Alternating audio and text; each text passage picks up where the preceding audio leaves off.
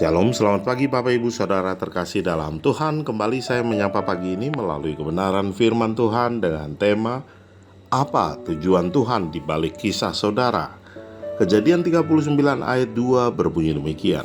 Tetapi Tuhan menyertai Yusuf sehingga ia menjadi seorang yang selalu berhasil dalam pekerjaannya. Maka tinggallah ia di rumah tuannya, orang Mesir itu. Bapak Ibu Saudara, Yusuf mendapati dirinya berada di tengah-tengah kisah yang sulit. Sebagai anak kesayangan seorang ayah yang kaya, Yusuf dibenci oleh saudara-saudaranya. Untuk menyingkirkannya, mereka menjualnya sebagai budak kepada para pedagang yang hendak pergi ke Mesir. Di Mesir, dia bekerja keras, disukai oleh tuannya, dan akhirnya diberi tanggung jawab untuk mengurus rumah tangga tuannya. Kemudian ia dipenjara karena kejahatan yang tidak dilakukannya. Kemudian, satu-satunya orang yang mungkin dapat membantunya dibebaskan melupakannya. Dan Yusuf menunggu hari demi hari saat kehidupan berlalu begitu saja. Namun ada lebih banyak hal yang terjadi dalam kisah Yusuf daripada yang mungkin kita duga. Saat kita bersiap menghadapi setiap kemunduran baru, Alkitab memberi tahu kita bahwa Tuhan menyertai Yusuf.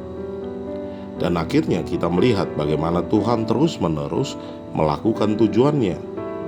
Bahkan melalui bencana yang dialami seorang anak laki-laki Ibrani yang menjadi budak di Mesir.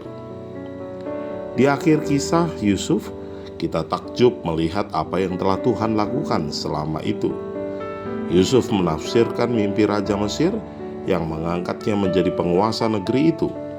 Saudara-saudaranya menangis menyesali kekejaman mereka sebelumnya, dan seluruh klan mereka diselamatkan dari kelaparan yang mungkin telah memusnahkan mereka dan menghancurkan masa depan umat Tuhan. Sangat mudah untuk tidak menyadari apa yang sedang Tuhan lakukan dalam hidup kita. Kiranya mata kita dibukakan agar dapat melihat hal-hal yang Tuhan lakukan di sepanjang kehidupan kita, sehingga kita tidak mudah mengeluh, tetapi meyakini akan rancangan Tuhan yang indah. Apa tujuan Tuhan di balik kisah saudara? Mari kita berdoa.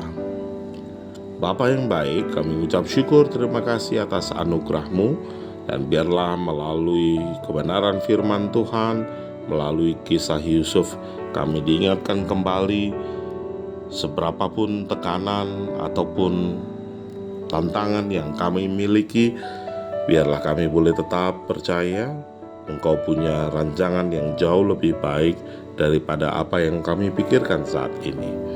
Terima kasih Bapa, terpujilah nama-Mu. Kami menyerahkan hidup kami dalam tangan kasih Tuhan.